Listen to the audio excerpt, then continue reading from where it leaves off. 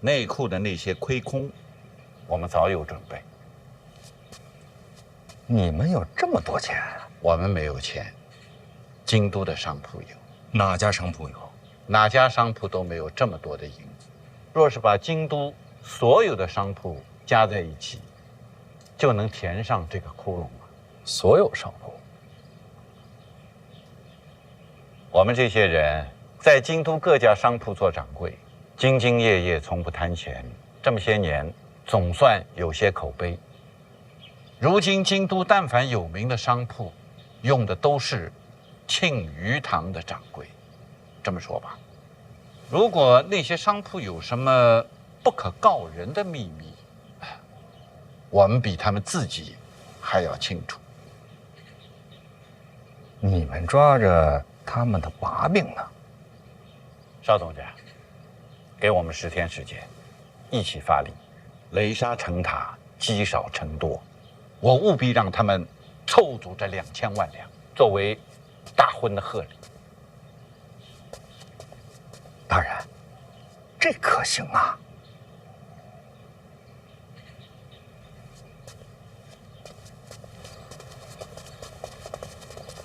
邵东家放心，咱们催账交给我们，不会影响你的官声。威逼商铺收取钱财，你们怎么收场？不放事儿，大不了不做掌柜了。行商者最重利，弄不好啊，他们会雇凶杀人，到时候你们会有危险的。没关系，我们都已经活到这把岁数了，已经心满不行意足了。如果是我娘，她会这么做吗？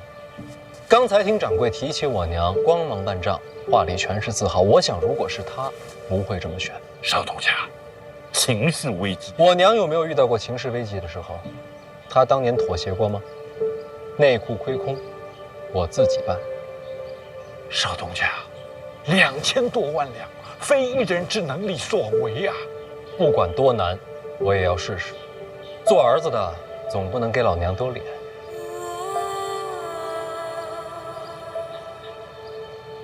哎，不过确实有事情要麻烦大掌柜，把京都所有商铺东家的名字整理出来，列个名单给我。是。诸位，你们的心意，范闲心领。大掌柜，留步。大人，刚才大掌柜说的那个计策，我是觉得可行的。万一商户们动了杀机，我们可让医处的同僚来保护他们。先把人推下深渊，再拉他上来，性质就变了。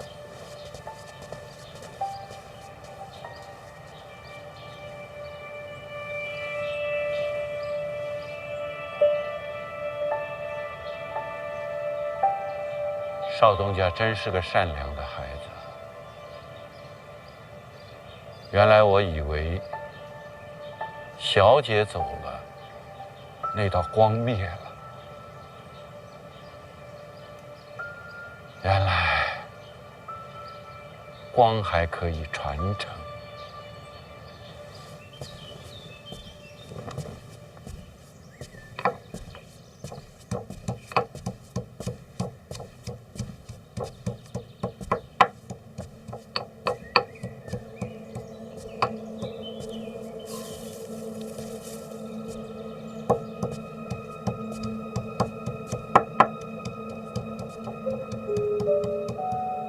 站着干嘛呀？当自己家一样坐。姑姑，这就是我家。那你还客气什么？随便坐。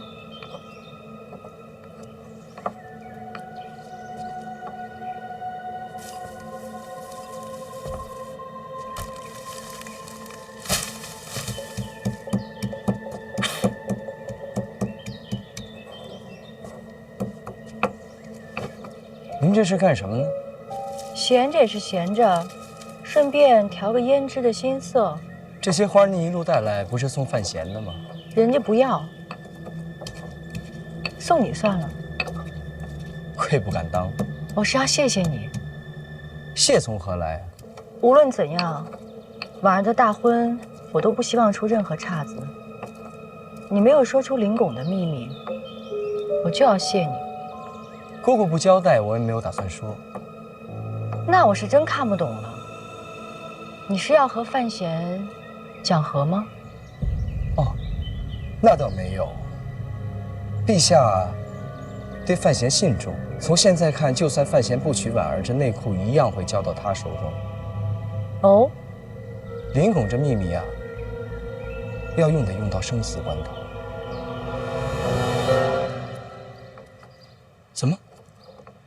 姑姑难不成是要和范闲讲和？我若是想讲和，内库的账册上就不会多出2000多万的欠款。那现在看来，这欠款好像是给早了。朝堂上上上下下都在猜想，说范闲不会接手这内库。继续讲。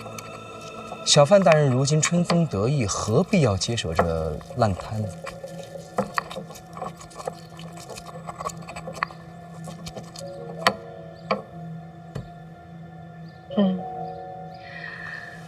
那个孩子表面上看是个正常人，但只有我知道，他的内心像我一样疯。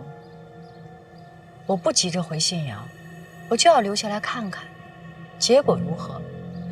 必要的时候，我就在背后推他一把。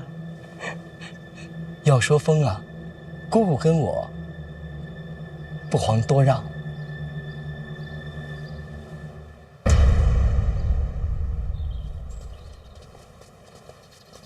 大人，这实在不行啊，我还有些私房银子，我都拿出来给您。你舍得啊？他自然是不舍得，但是您要是不好意思呢，您给我写个欠条，就算您借我的。那算利息吗？还给利息呢？那少算点儿。哎，我怎么还能跟您要利息呢？我行了，老王，心意我领了，不过真不差这一点。不，大人，我是真想为您解忧啊。少爷，门外来人，说是受叶掌柜嘱托，送来这个就走了。这叶掌柜办事可真够快的。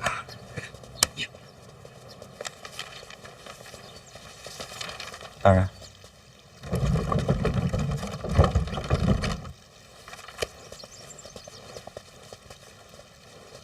园长，你们是刚从青玉堂回来，您这么快就知道了？他的身世你也知道了。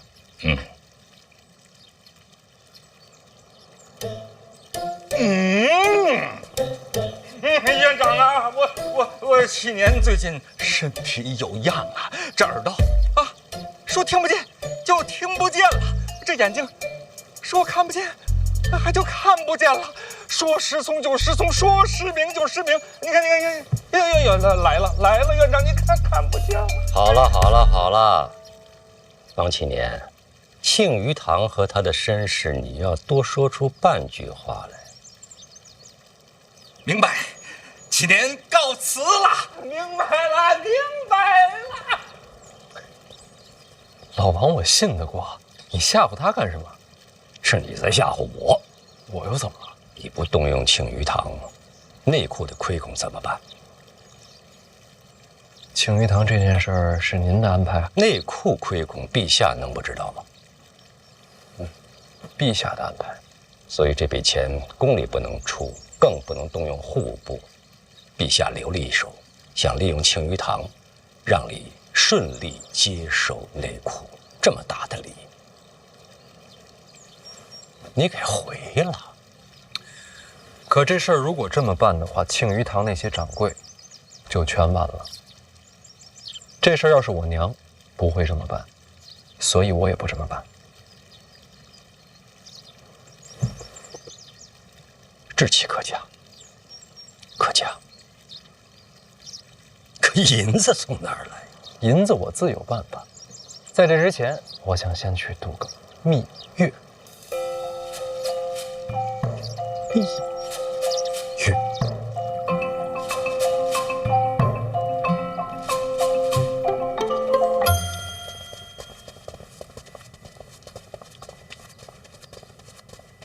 陛下，范闲道。陛下，听说你要度那个什么月？蜜月，臣是来请假的。啊，去哪儿啊？苍山，多久？还没想好。越久越好。请问陛下，这是为何？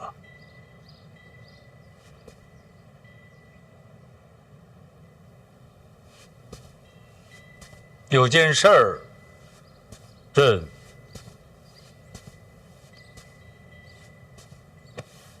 恐怕要变卦了。陛下，我这婚礼与此事无关啊。朕这几天想来想去，觉得内库的事儿，你还是别接了。陛下是觉得臣补不上这2000万的亏空？2000多万两，这可不是小数字啊！庆余堂你接吗？那怎么可能补得上呢？北齐一战，户部的银子都掏空了，现在天下到处是灾，内库的银子可不是为了补户部的亏空，它还有赈灾安民的作用。所以朕还是觉得这个坑别跳了。范闲呀，放手吧，这不是儿戏，这牵扯到方方面面的国事，而且也是陛下的旨意。对，是朕的旨意。那就更不能放了。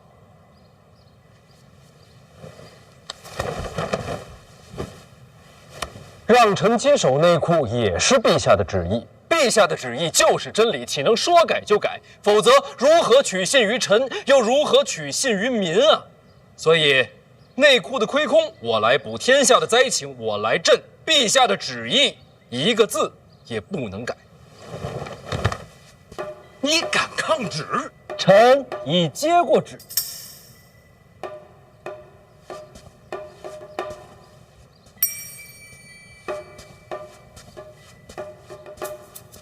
万一天下的灾民，臣提头来见。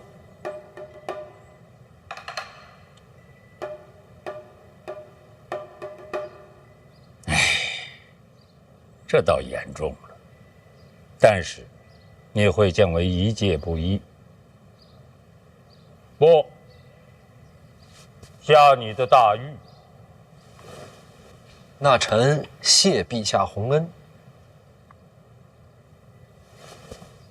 那臣就领旨告退了。来，你要不再想想？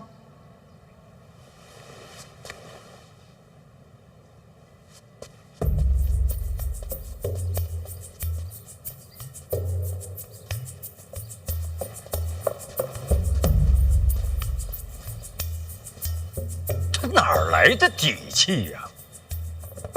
也许来自于苍山，苍山，也许叶青梅给他留下了很多的金银。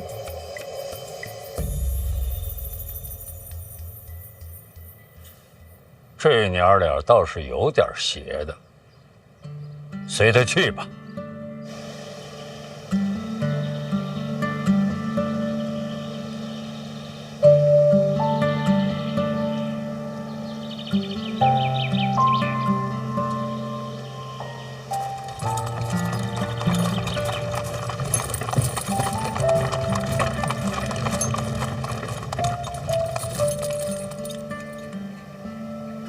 金统领，又见面了啊！副统领，大人是熟人啊。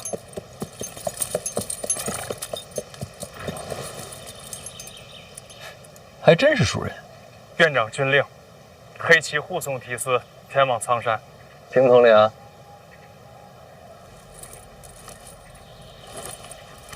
不难，都一样。您受累了。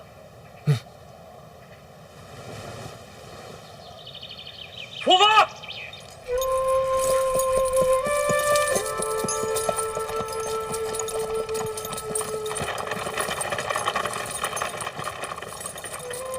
内库亏空还没有头绪呢，你还有心情游山玩水？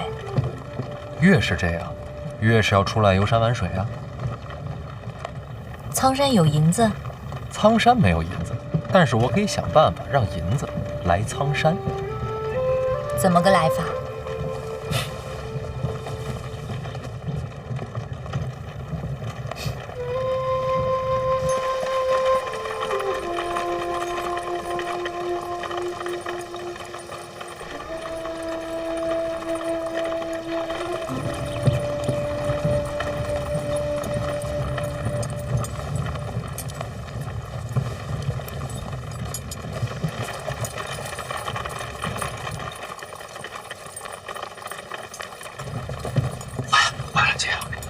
怎么让黑旗给破坏了？哥是监察院提司，应该的。是保护咱的是吧？哎呦，姐，这自打范闲一出现，你看你现在你怎么变得这么奇怪呀？你原来是京都第一才女，你是那个写诗看书的，你这干嘛呢？小刀拉蛤蟆，这叫青蛙。那不一样吗？小刀拉青蛙，你懂什么？这叫解剖。姐，咱非得在车上剖吗？车上练，手才稳。那你这练好了有什么用啊？哥教的，说学医要练这个。你学的兽医？不会说也属。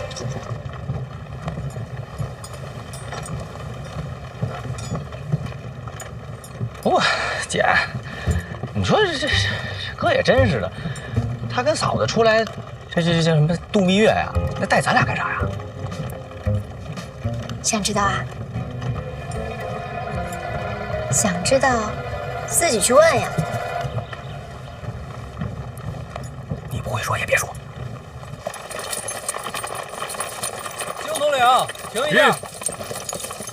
管司者，管司者，过来一趟。你说，哎。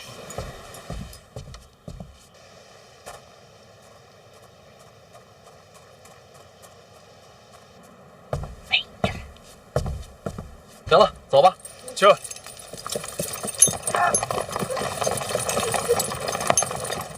嫂子，怎么愁眉苦脸的？我这次从北齐回来，那是悄悄回来的。他这么一嚷嚷，这不全天下都知道了，我都暴露了。你从北齐回来瞒谁能瞒得过监察院啊？这都自己人，别瞎操心了。他现在都一手遮天了。别闹，跟你聊正事呢。您说吧。知道这会儿为什么让你上车来吗？不知道。因为你嫂子担心我呀。我先下去啊。哎，你嫂子老在那儿操心内库亏空的事儿，我得让她安心吧？怎么让她安心呢？就得找你帮忙。别拿我说事儿。你确实是担心啊。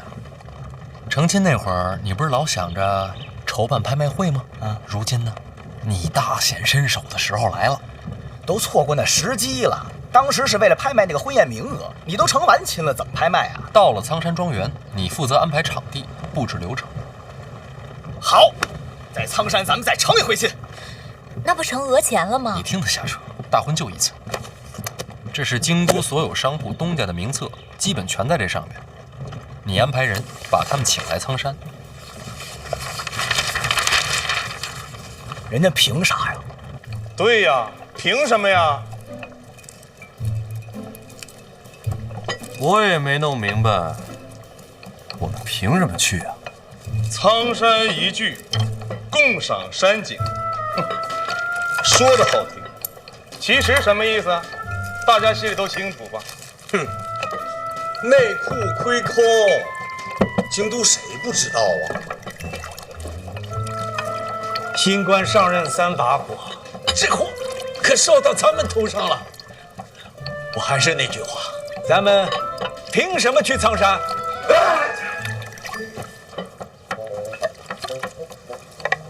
在下今日偶遇风寒，不宜远行。人家是诗仙，是重臣，这身份下请柬，谁敢不去啊？啊！说句实在话，在座的加起来，能凑出这2000多万两银子吗？我可没有钱啊，我也不行。穷归穷啊，这小范大人刚大婚，这份贺礼总是要补上的吧？哎，对，人可以去，礼金也可以准备，但准备多少就看命了。没错，只带礼金，其他没有。诸位，我已经找过督察院了。督察院那些青天啊，听闻此事那是愤怒不已啊！青天们说了，若小范大人敢恃强凌弱，他们一定血溅圣上，必除国贼。大家心里都有个底啊，安心去苍山。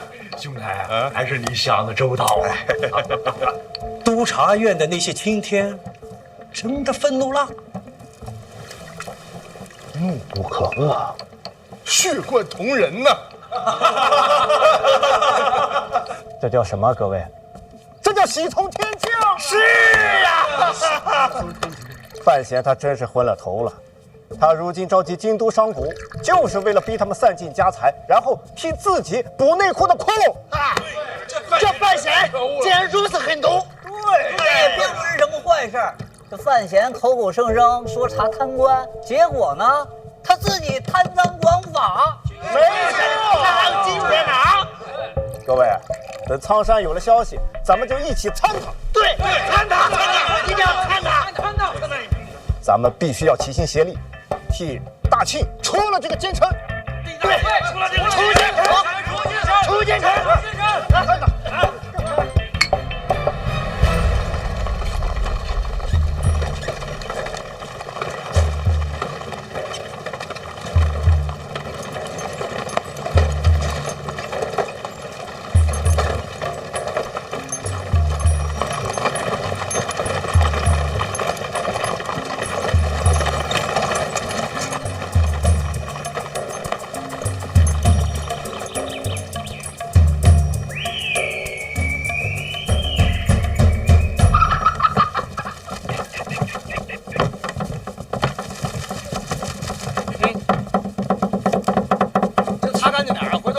客人这拉肚赖你啊！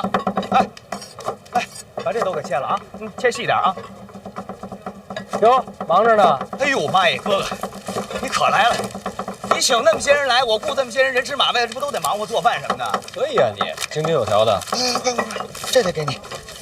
这个说是什么叫贺宗伟啊？说让我送给你，还说什么那个现在督察院都盯着苍山这块地儿呢，说随时准备参你，怎么办啊？请柬都送到了。送到了，那些个商贾已经陆陆续续准备出发了，估计过不了多长时间就能到了。啊，你跟我交一10亿啊，你是不是打算劫他们呀？那不成山匪了？那咱怎么讹钱啊？不是讹钱，是让他们主动交钱。不是他们疯了，就是你疯了。走着。子若，正好，你在商贾之道上有天分。我把我琢磨这道理呢，跟你讲一讲，你看看行不行？不行，我还没说呢。什么道理也卖不来2000万两啊！你有没有认真思考过，什么是财富？肯定是你疯了。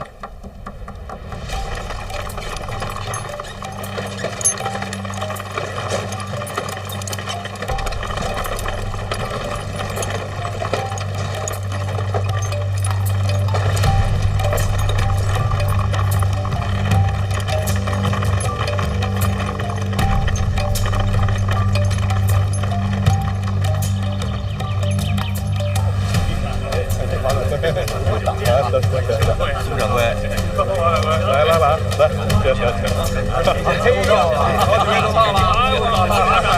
刘掌柜，好，行，咱们走吧。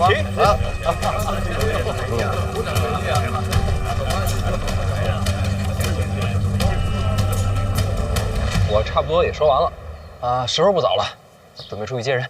哎，哥，哎，你就打算这么着说给他们听啊？啊，你觉得怎么样？这是新的理念，也是重新解构了财富的意义。不太行。是我没表达明白，还是你没听懂？啊，你说的挺清楚的，我也听明白了，很了不起，也很震撼，但就是不行。为什么？哥，你了解财富，但你不了解京都。要按你这么说呀，我打赌他们肯定不会动心。所以呢？所以你就先说着，要是不成呢，你就叫我帮你说。你就这么有把握？但是你也得帮帮我啊！你稍微拖延一下时间，我得差人快马加鞭回京都拿到东西。行，时间肯定是能拖，那你要取什么？那可不能告诉你。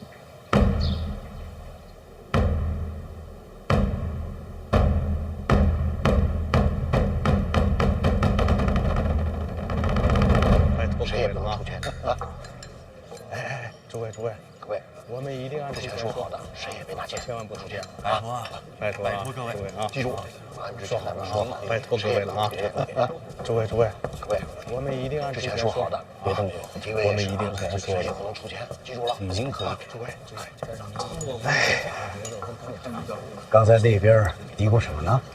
哎呀，你告诉他们坚定立场啊！若小范大人敢接了新婚之名敛财，交点礼金就罢了，得要钱，我可没有啊，我可没有，我们都没有，对吧？啊！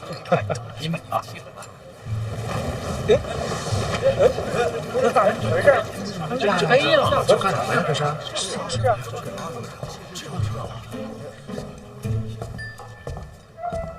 哎，来。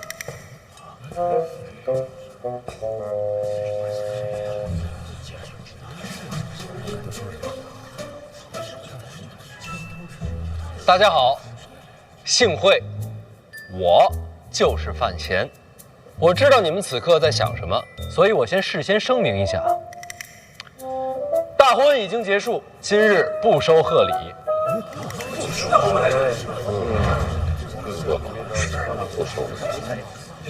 当然了，各位最关心的还是内库的亏空。这我话也说在前面，内库欠债，无论是于法还是于理，都应该我来还。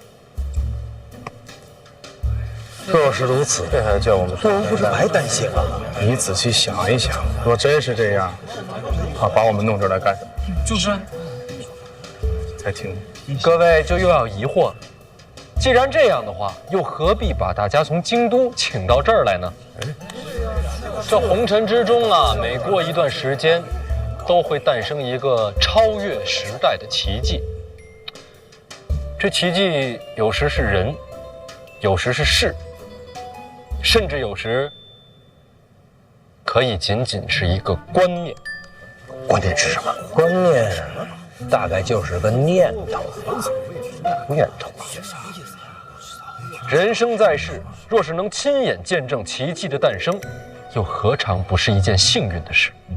所以我请各位来，就是想把这份幸运亲手的传递给各位，让各位都能亲眼见证到奇迹的诞生。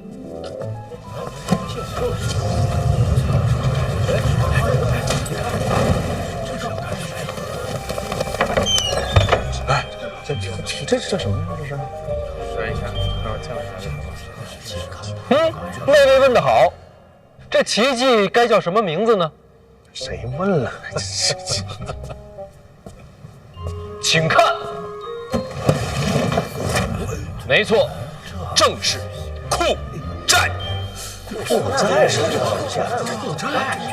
库债？哎，谁的裤带？什么裤带呀？我说的是正债，还有欠债的债吗？是裤债。快！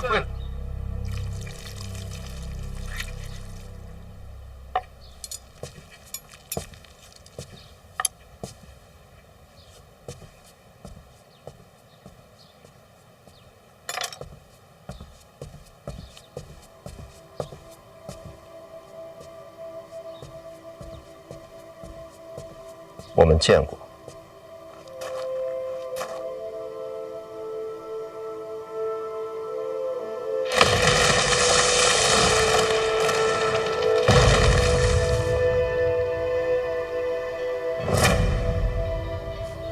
五竹叔，你找我哥？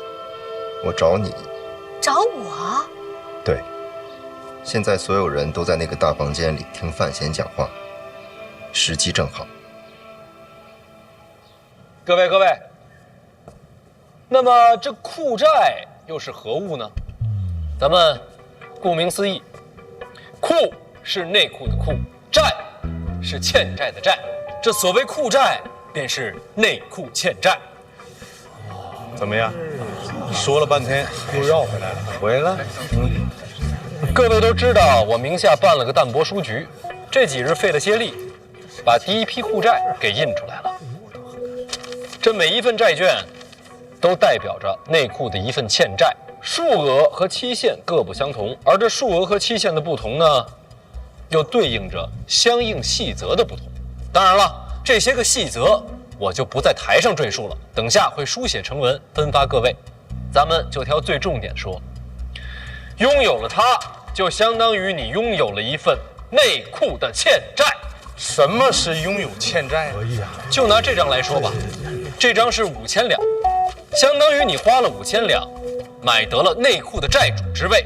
表面上你是替内库还了5000两的亏空，实际上将来内库盈利之时会连本带利全部还给你。不仅如此，这债券可以交易，可以流通，甚至必要之时可以根据规则提前兑换。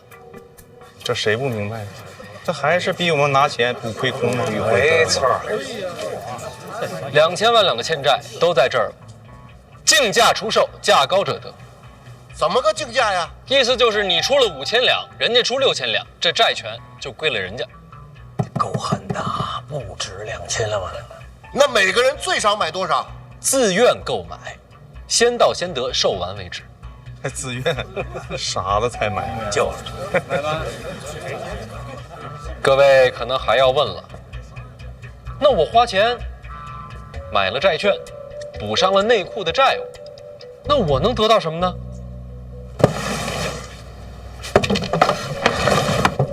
要想回答这个，就得回答最初的那个问题。在座各位都是经商多年，手段高超，我问你们一个问题：什么是财富？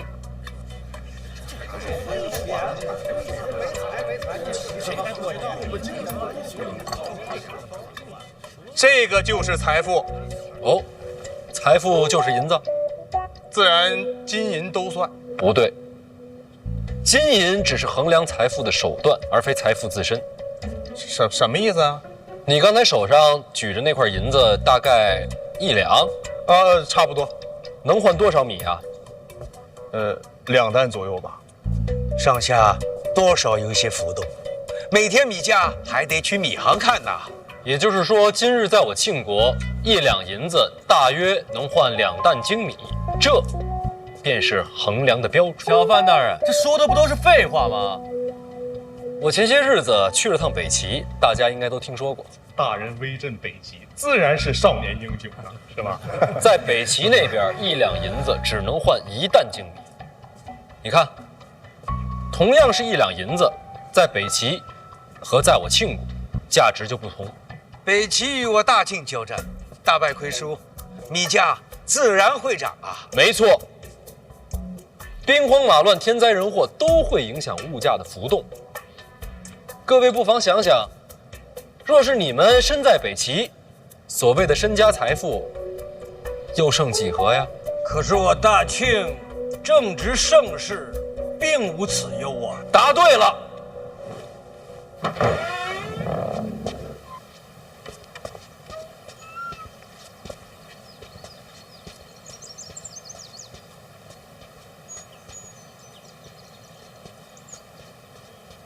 要不是你带我来这儿，我还不知道别院有这么个地方。我之前在这里住，所以很熟悉。你这次来怎么不找我哥？你怕死吗？当然怕。若为范闲呢？我哥怎么了？要你保护他。我哥有危险。或许有人要杀他。那没事的，我哥身手可厉害了。再说他有护卫。都没用，不够强。人可不少。再多也是一样。这么强，到底是谁要杀他？我大庆国运昌隆，长久治安，正是维系金银价值的基石啊。所以啊，财富并不仅仅是指金银本身，更是与国运、国力息息相关。大家觉得我大庆国运如何呀？那自然是国运昌隆，军民臣贤。那就对了，这国运国力本就是维系财富乃至将来不断增长的重要底蕴。由此可见，我内库前景一片光明。各位，不妨放眼未来，若你们持有库债，意味着什么？意味着长远投资，稳赚不赔。还有这么好的事儿？那个，好啊！那个小范大人说的好啊！你听明白了吧？我明白。小范大人一番话，如雷贯耳，醍醐灌顶啊！对。哎，各位，这小范大人什么人啊？这可是国之重臣呐，既在监察院，又掌管内库，啊，人家都开口了，你们大家都听不懂吗？哎，小范大人，您那个什么库债，我出200两，就当给您大婚的贺礼了。哎呀，我小范大人为了内库亏空，尽心竭力做了这么多，200两银子你也说得出口？大人，我买500两，现在就买。那我们大家都买啊！那我就300两。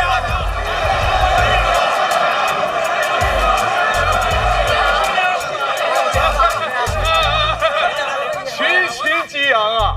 小范大人，什么欠不欠债的，我们这样都不用还，是吧？我买5000两。什么？5000两？怎么想的呀？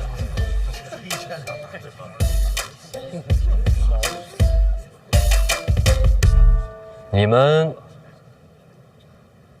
是不是没太听懂啊？我懂了，国运系于大人一身，支持大人责无旁贷。大人，您是没懂我呀，我捐5000两。看来是真没懂啊。换人，下半场。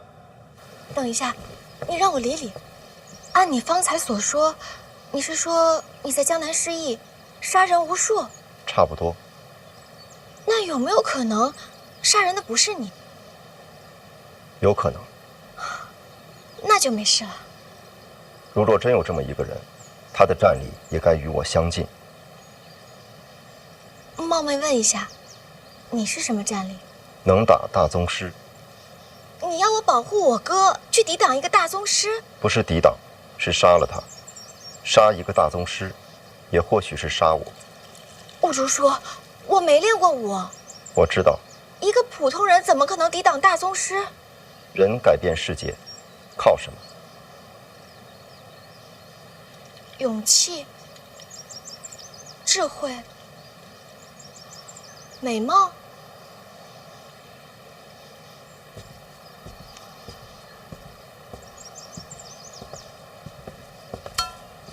还有工具。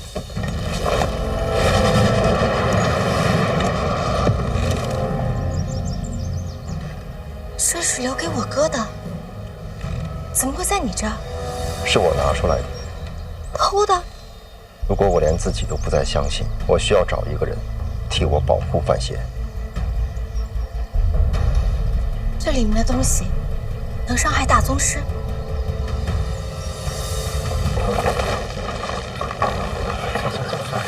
来，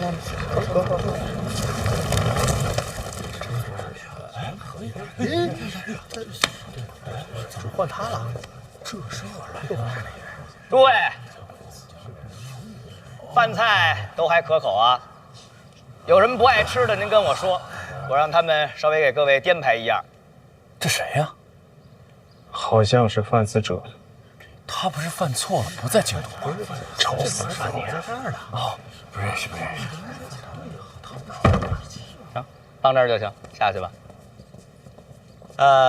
首先做一个自我介绍。我本人呢，也是一个非常痴迷于经商的小晚辈。听说今天这边啊，商贾云集，来了很多大前辈。本来呢是想和前辈们交流一下经验，但是真没想到啊，我哥，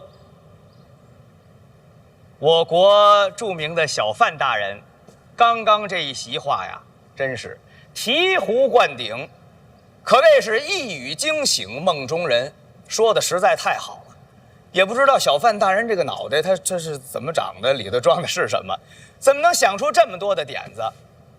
他这么一番话呀，他讲财富啊，可能不仅仅是金钱这么简单，而是国力，是国运，乃至于延展到很远很远的地方。这句话讲得太好了，真是让人受益匪浅。我觉得呀，大家还是应该多多的思考思考，研究研究，没准儿就能发现一片崭新的天地。我等已然是振聋发聩，已经非常感动了啊！还可以再振一点，再感动一点。刚才小范大人向大家提了一个问题，那我一个晚辈也斗胆向各位问一个问题。你请说。那我就问了，这内库到底是何人的产业呀？自然是皇家的产业。皇家的产业，那内库的钱是谁的钱？那便是皇家的钱。那内库的债务，那自然也是皇家的债务。说得太好了。那您各位想一想啊，如果您各位把这库债买到手，是不是就相当于为皇家分忧了呀？咱往好听了说，谁买了库债，谁就是为圣上分忧。稍微说句大不敬的话，别出去传去啊。那您各位买了库债，那不就是皇上的债主子了吗？是不是？哎，可别说是我说的啊。所以您各位好好想一想吧，买了库债，出去再做生意，别人会怎么想啊？同样的买卖，他是找您还是找那个没有买库债的人啊？所以这库债就是给各位的底气。有点道理。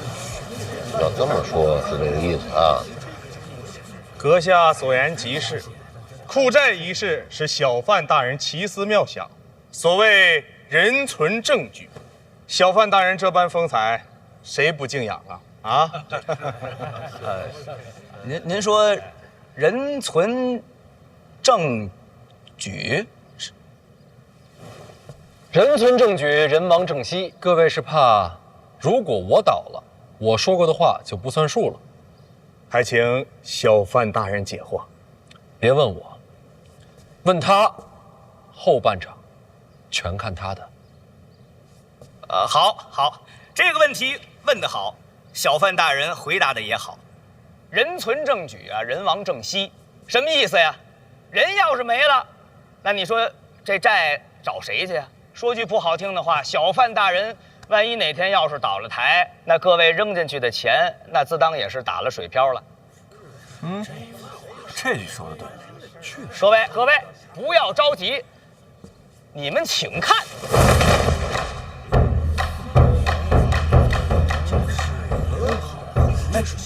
想必大家伙也知道，是吧？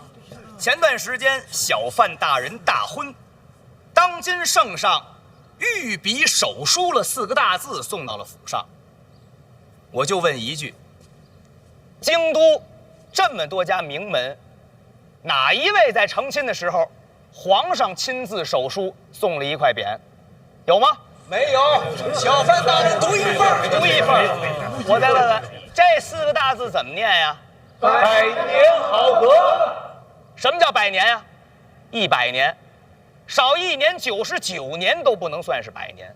这4个字就是当今圣上和小范大人之间立下的契约，是皇上对范家的信任，也是诸位在日后能够更上一层楼的机会。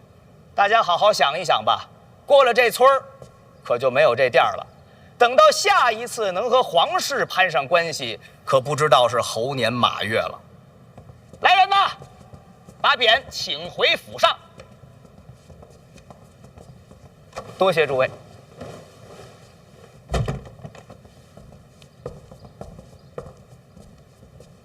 诸位，该说的、想说的，我们俩都说完了。天儿也不早了，想赶回京都，怕是有些晚。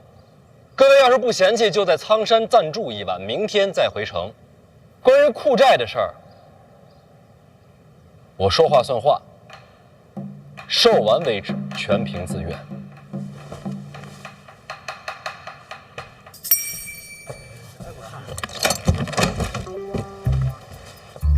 没锁吗？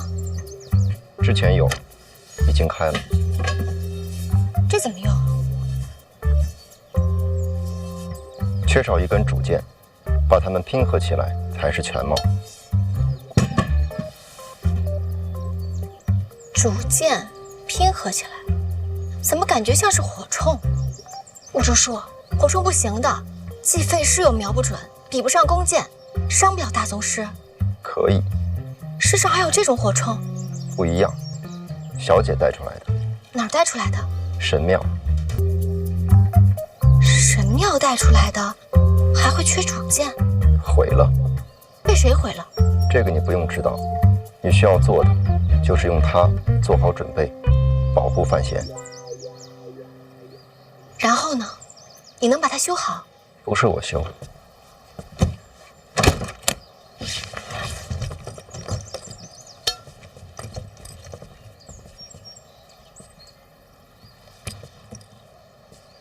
保护范闲是个秘密。我不说，包括我哥吗？是的。为什么选我？在这个世界上，对你来说最重要的是什么？当然是我哥。这就是理由。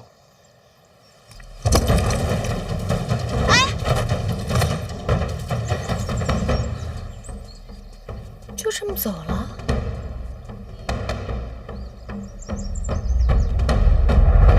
这小范大人说的，你听明白了吗？我知道。哎，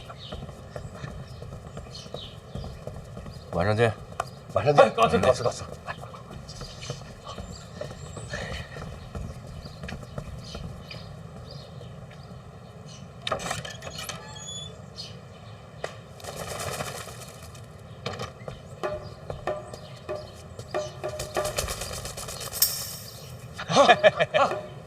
哎，一会儿晚上见啊！回去，回去，回去。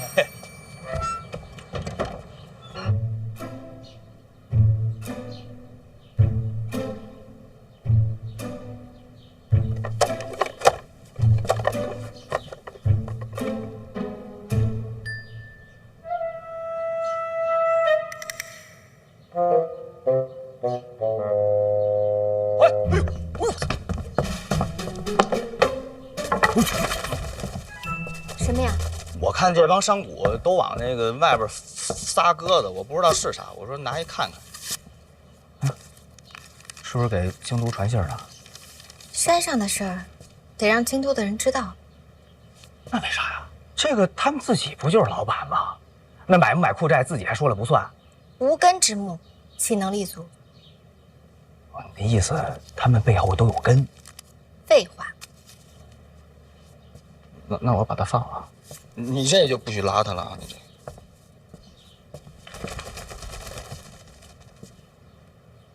范司者，你还真行啊，还能上台说话。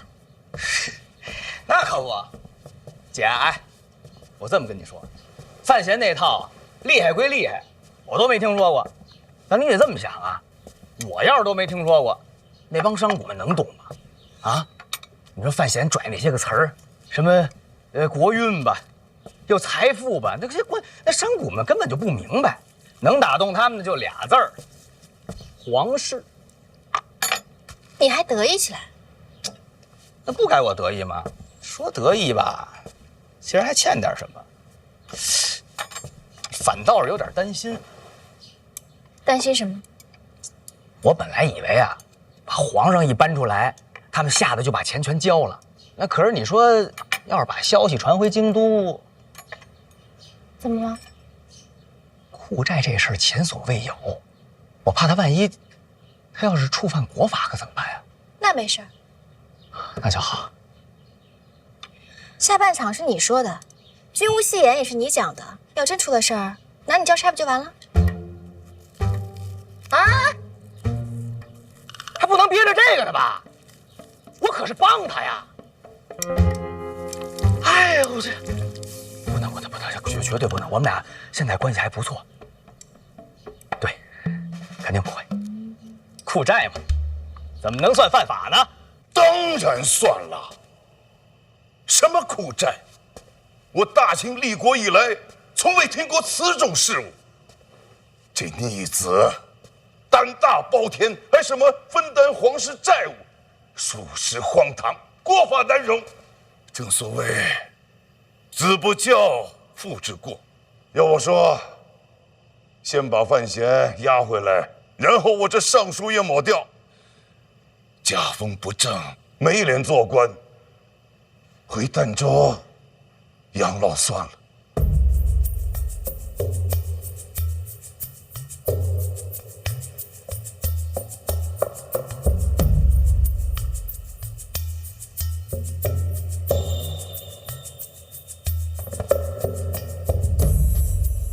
沈院长，别睡了。你在发火，喊我做什么呀？库债这事儿，你总得有个看法。我看不了。瞎了。内库财权不在监察院的监管之内，管不了。没说内库，说库债。听闻些，没听过，确实新鲜。库债一事，自古就未听过。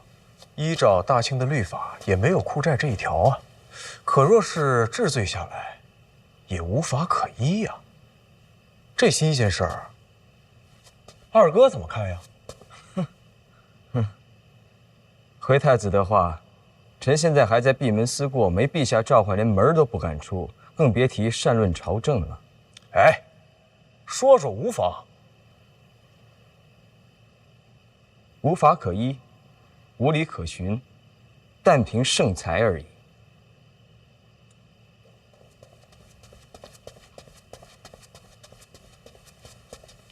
诸位都到了，请随我来。哎，陛下在哪儿啊？不知道。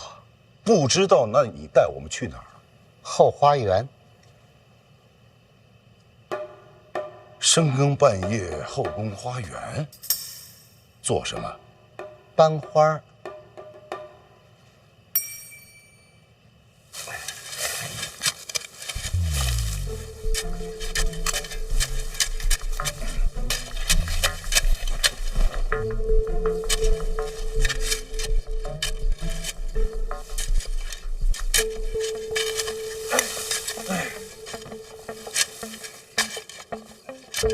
侯公公，哎。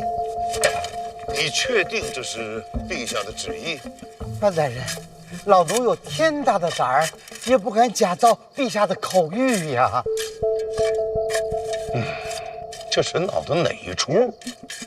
哎，啊，就是班花，就咱们几个人吗？那下人呢？陛下早就有旨意，这一片啊，不许宫内下人靠近。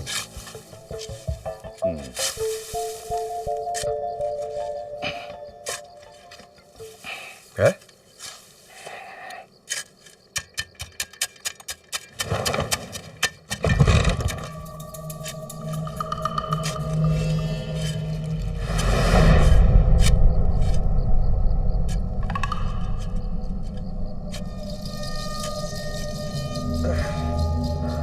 范大人，您辛苦。这赏菊大会每3年举办一次，之前都是在悬空庙吧？确实如此啊。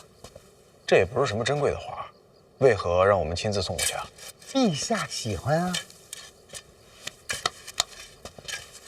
哎，陛下是想告诉我们，这赏菊大会啊，他很重视。那为何要在此时告诉我们这些呢？我记得往年的赏菊大会不是这个时候啊，改期了啊？改到何时？就在近日。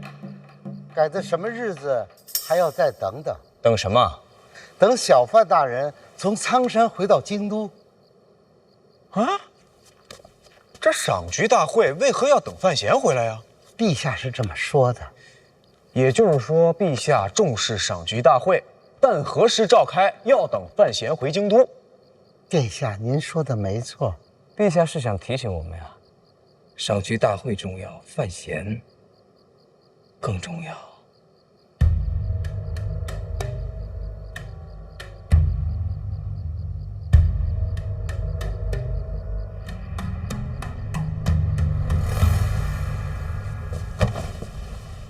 会不会留在京都没有带出来？我亲手拿下马车放进房间的，这么大个箱子，怎么可能说没就没呢？箱子里是什么？神庙里的东西。神庙里带出来的？神兵利器吗？如果佩奇确实是绝世神兵，缺东西，主体没了，其他东西一样都没有少，唯独少了一个箱子，那说明对方至少知道它是什么。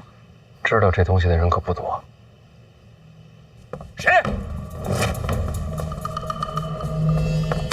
大人，那儿有人。好身手，我都没察觉。走啊，守好板儿。是。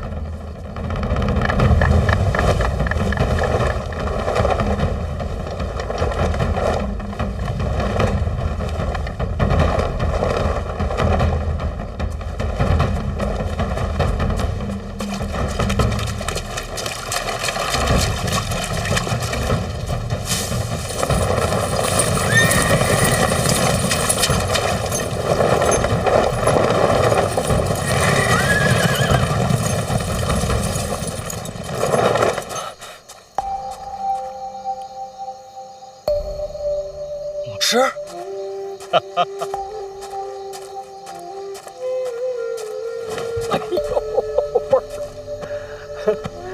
哎呦，京统领，哎，你们不是回营了吗？黑旗军令守在苍山，保护祭司。影子，王启年挺警觉啊，闹了半天全是检察院的，你们跟这儿团建呢？何谓团建？我们家新词儿多，你习惯一下就好了。哎，董事，您怎么来苍山了？不是你在这儿吗？小范大人，你是不是丢东西了？你在我门口偷听。我觉得是武大人。什么意思？他一直暗中跟着你，就是想跟武大人交个手。小范大人，你得了武大人的亲传，我们两个交手也是未尝不可呀。别动啊，动我就毒死你。那没事了是吧？啊，应该是没事了。走，就当我们不存在。那你也当我不存在。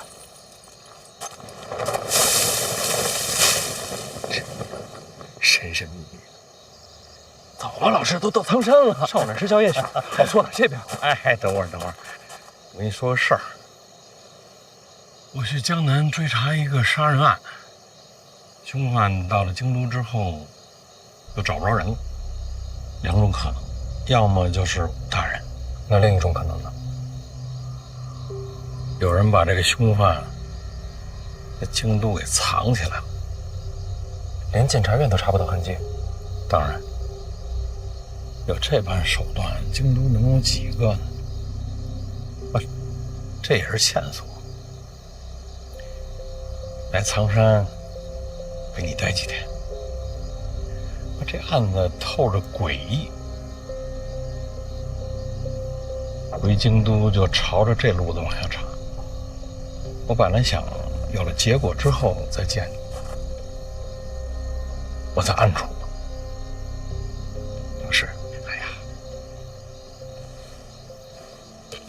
你媳妇那肺痨啊，让你给调养的差不多了。回去之后呢，一天一粒，药吃完了，病根就出了。百年好合，陛下想看，我也想看。要不您告老吧，我养您。胡说八道！我认真的。行了，把宗师隐藏在京都，我要是不把他挖出来，我寝食难安。老师，哎呀，别唠唠叨叨了，赶紧给我生个徒孙儿。长大了，我教他用毒。回去了。那您答应我，别玩命。放心，我比你怕死。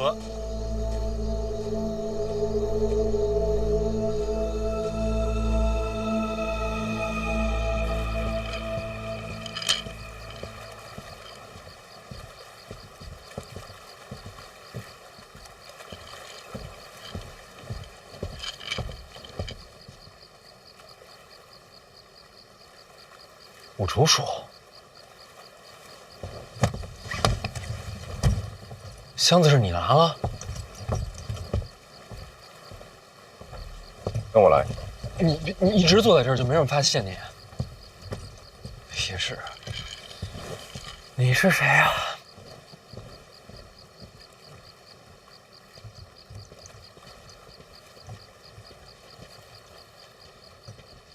说。”影子好像对你很感兴趣，一直想跟你交手。没兴趣。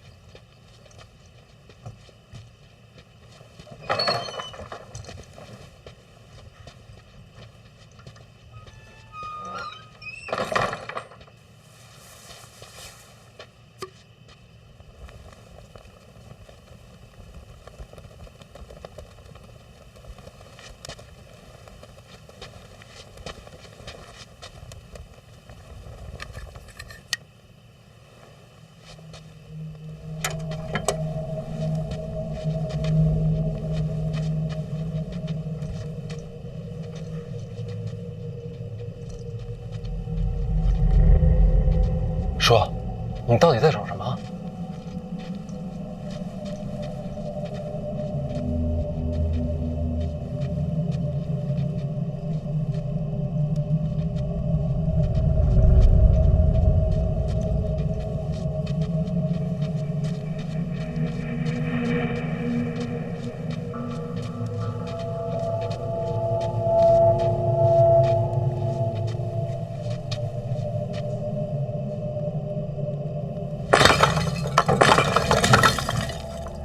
这里边有东西。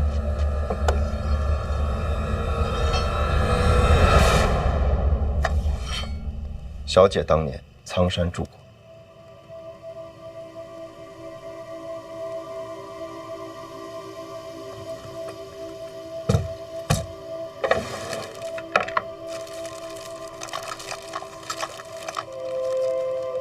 我娘藏的，本来该毁了，就像这箱子。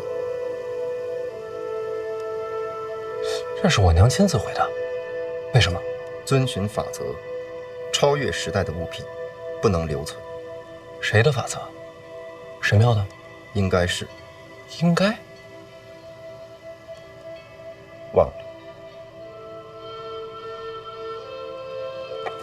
既然这样，干嘛不全毁了？他又为什么留下这3个？超越时代的物品，不能留给这重启的世界。历史进程不该被影响。但你不一样，你是个错误。错误？你既是这世界的人，同时又源自过去。你是错误，是故障，是未知变量，也是逻辑漏洞。这是小姐原话。所以我那些记忆，难道是来自神庙？不知道，我只是复述。小姐留给你的是一线生机，修好它，你拥有扭转命运的3次机会。怎么修？去江南，去3大坊。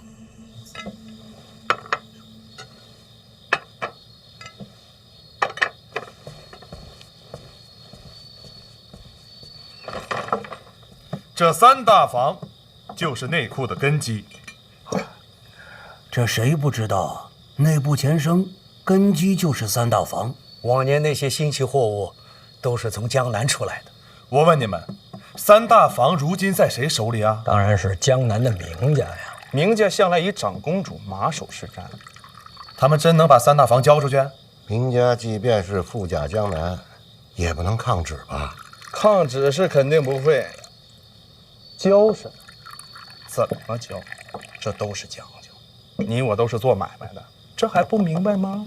这么来说，范闲接管内库，前景不明啊。没错，咱们可千万不能让他给骗了。这万一买了什么库债，他将来拿什么还呢？所言极是，绝对不买。那咱们睡一觉就走，谁买谁是王八。对，谁买谁王八。王八，来。这都是超越时代的产物。三大房里到底有什么？连这都能修？要你亲自去看才能知道。江南总是要去的，我娘的产业，我得替她拿回来。当初为什么不把这两个放一起啊？直接装这箱子里不行吗？小姐把这留给你，却又不想你真的修好它。为什么？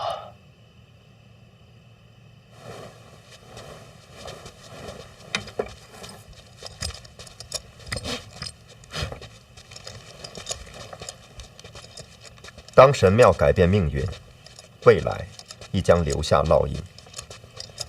这句是真没听懂。当神庙之物使用太多，未来岁月，你终将去往神庙。这有点过于违心了。我等你到江南，到那时，你才有面对大宗师的底气。用这个对付大宗师，太欺负人了吧？未必。什么意思？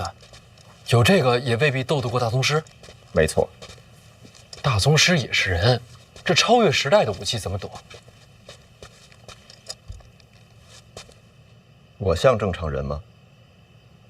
成大宗师者，已不被人间常理束缚。那不成了妖怪？差不多。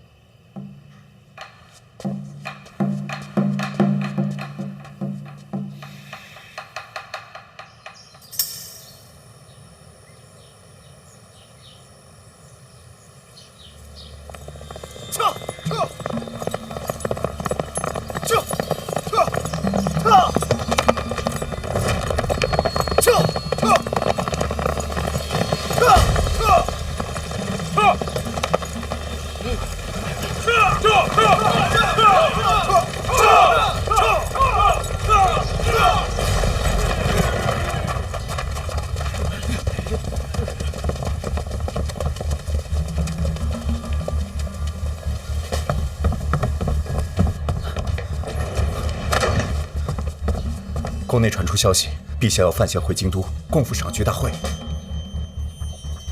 负债的事，陛下没提。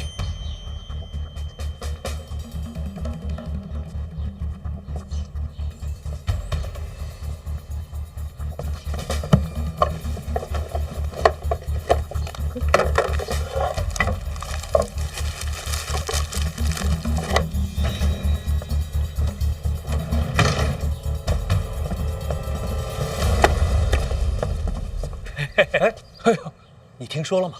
赏菊大会的事。赏菊大会无关正事，邓范闲应该也是看中他的文采。对，没错。诗词歌赋、雕虫小技而已嘛，他终归担不起内库的大任呐。对，您这是？我得去个茅房。我呀，早上起来得遛个弯儿。请便，回见。哦，对，这。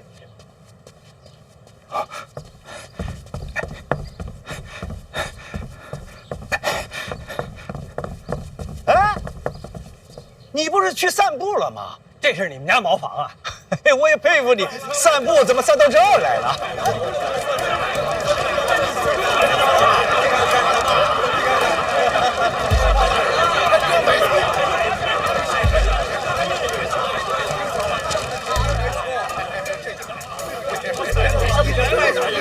小范大人，刚才说好的5万两一定给我留着啊！我现在就回去取钱啊，今日就能返回来。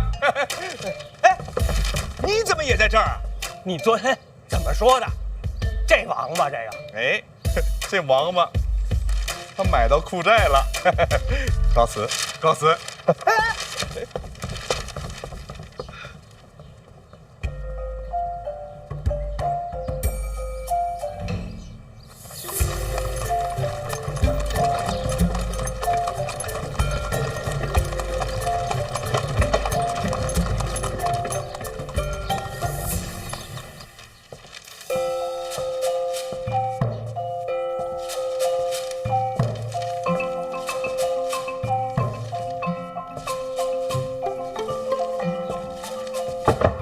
行了，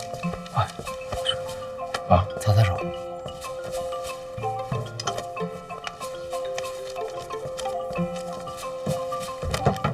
哥，我怎么感觉这数不对呀？有人可能没带够银票，回家取了吧？我粗略的算了算，都不止2000多万两。数量有限，又有溢价，这都能卖完，多亏了你。内库债权都分出去了，怎么还不高兴？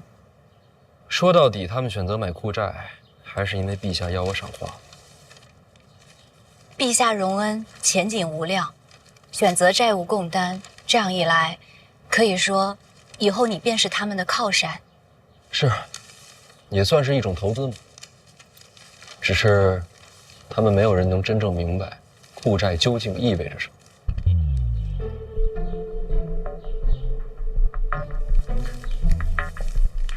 国运与货币相连，这说明代表所谓财富的含义已经远远超越了过往的限制。哥，这几天我一直在琢磨你说的话。你说这庆国和财富之间，是不是不光是国运这么简单啊？好像还有别的联系。这些商贾们因为陛下器重你，所以选择相信库债，相信内库的前景。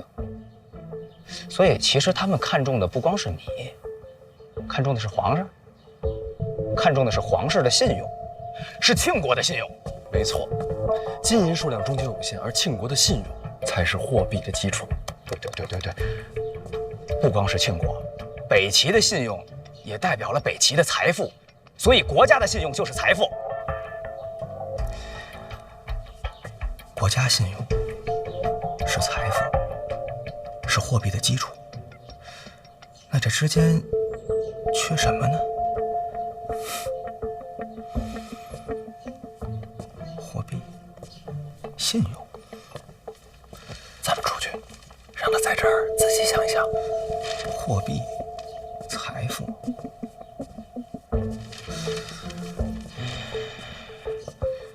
信用、财富。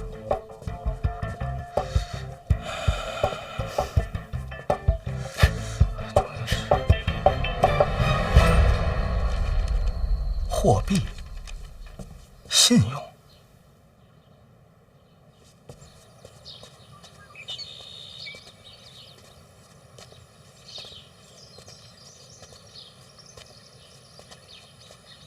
思哲这是怎么了？看到了新的世界。这小子啊，在商贾之术上还真是个天才。你俩都是。不一样，我有另外的技艺。在某种程度上算是作弊。如果我俩交换，最起码在商贾之术上，我没他这悟性。这一点上，他比我强。那是好事啊。婉儿，对不起啊。怎么了？苍山恐怕待不了多久。那是当然，陛下还等你回去赏菊大会呢。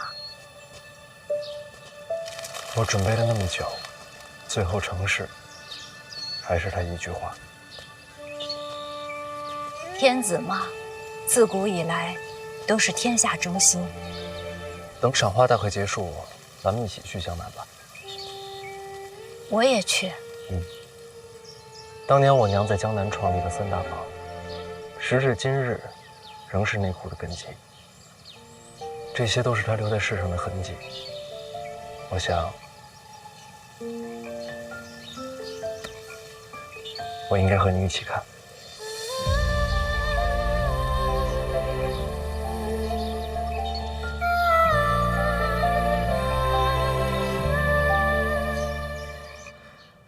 国家信用，连结着货币，那平衡这两者，得需要一个铺子呀。但我从来没见过这种铺子。那这种铺子该叫什么呢？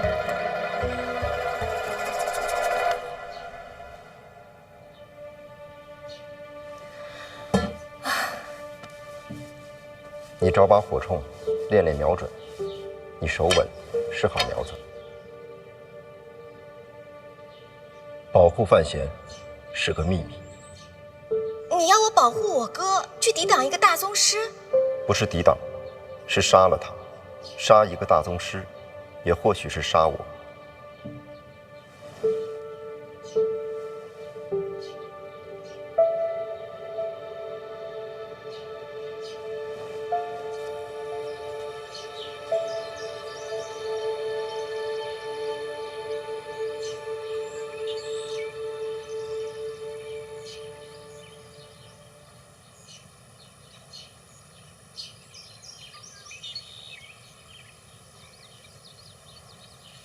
他们两个准备战多久啊？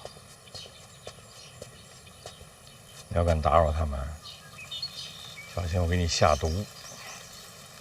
哎，你说，武大人今日会出现吗？哎呀，他出现不出现，切什么磋呀？你不是他对手。胜负不重要，你也是练武之人，怎会不懂？我不是练武之人。那你是什么？我是他的老师。那你把他当徒弟，还是当儿子？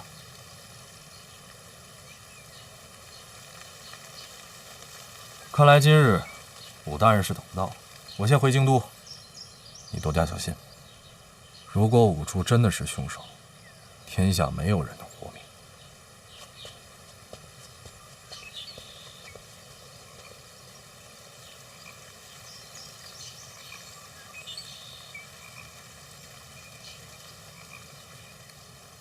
徒弟还是儿子，不都一样？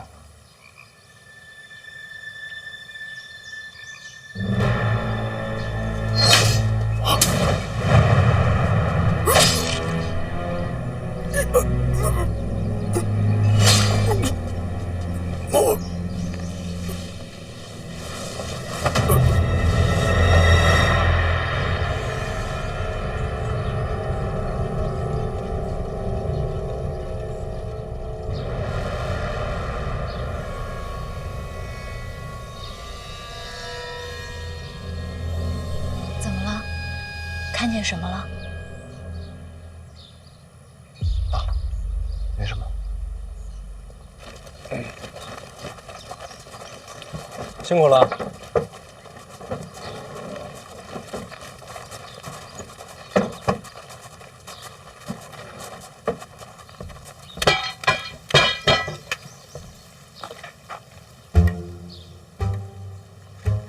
这是什么呀？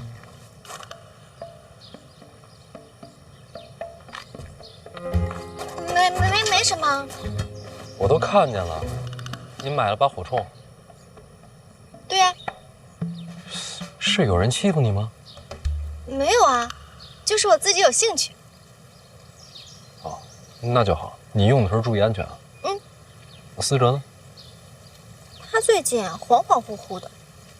啊，他来了。哥，姐，来了，该走了。是该走了，都在等你了。不是姐，我那意思，我该去北齐了。去北齐啊？我跟哥都商量好了，娘也同意了。想好这个通商的主理人该做什么了吗？我想来着，而且越来越清晰了。我这几天一直在琢磨你说的话，什么国家信用啊、货币基础啊，我感觉这之间啊必须得有一个铺子调节平衡。那这个铺子如果开在庆国呀，估计连怎么死的都不知道。它必须开在北齐。北齐现在是大战刚败，百业待兴，正是好机会。我能抓住这个机会，这个铺子前所未有，我这是开万世之先河。往小了说啊，咱就挣点钱；要是往大了说，整个北齐的国运都在弟弟手心里攥着呢。名字想好了吗？想了想了，哎，你们俩也帮我参谋参谋。你看啊，那个卖米的叫米行，卖布的那叫布行。咱这个跟钱有关系，叫钱行是有些太直白，太粗俗了。钱它不就是银子吗？所以就叫饭行。那你提银子干什么？我是这么想的，咱都开万世之先河了，咱老范家咱得名垂青史，青史留名。名字可以再斟酌。那饭行不好，那要不叫闲行、弱行、折行？哎呀，算了算了，哎，回头我路上慢慢想吧。哎呦哥，你知道，我现在特别激动，我好像就这辈子终于知道为什么而活了。这就叫做人生目标。对，我找着人生的目标了。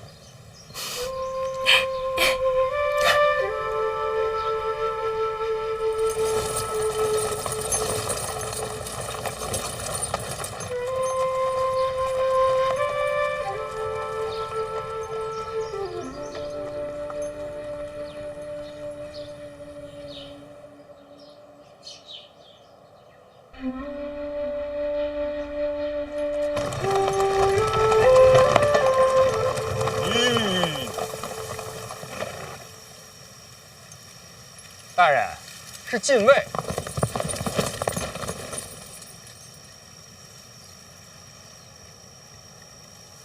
这就是赌我来的。黑旗候命，随时可以冲阵。哎，别，这可是禁卫，天子之师。不用担心，黑旗才是天下第一强军，绝不会输。我担心的是这个嘛。老王的意思啊，冲禁卫可是重罪。院长交代，苍山一行受提司调遣，黑旗只遵军令。哎，来人了啊！这位不也是熟人吗？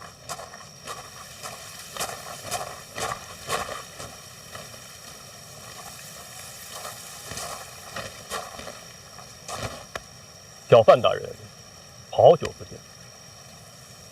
公统领值守大内，今儿怎么出城了？陛下有旨，出宫办差。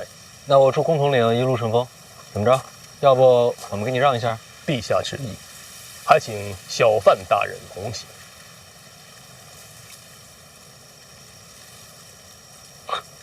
我才刚下苍山就找过来了，消息这么灵通。在下只懂听旨，其他的真不明白。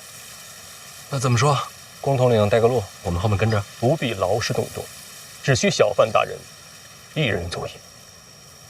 说是旨意，有圣旨吗？这么小？陛下口谕，该省要省。咱们这陛下呀，还真是勤俭节约。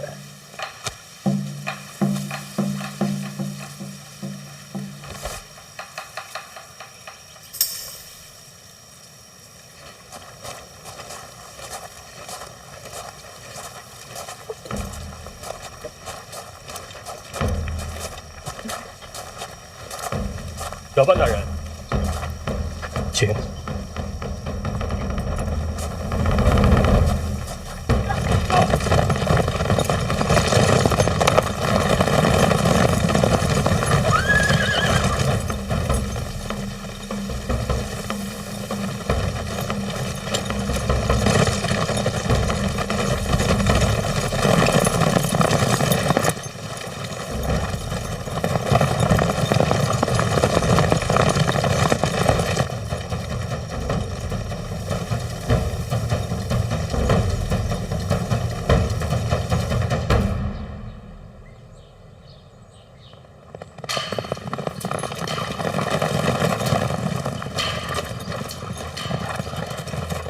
小范大人，这边是皇室历年赏花之地。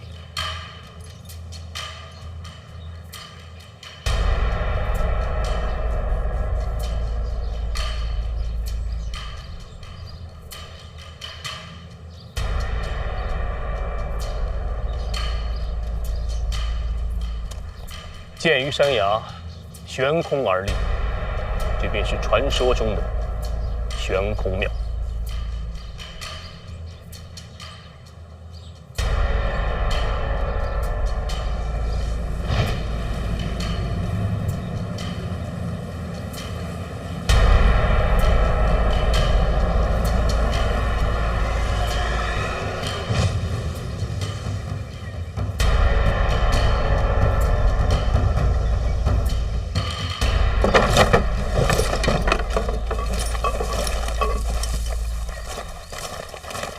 这是庆国最早的一座，据说是信奉神庙的苦修士一砖一瓦铸建而成。虽说天下的庙都是为了供奉传说中的神庙，可只有真正的神庙才是与众不同。这众生之力也很了不起。小范大人还是更看重人。当然，不然叫什么人间啊？过几日便是赏菊大会，咱们的差事就是把这些运到上面去。那我在这儿有什么用啊？陛下说了，这几盆你要亲自搬上去。这几盆有什么特别吗？在下不知，都是领旨行事。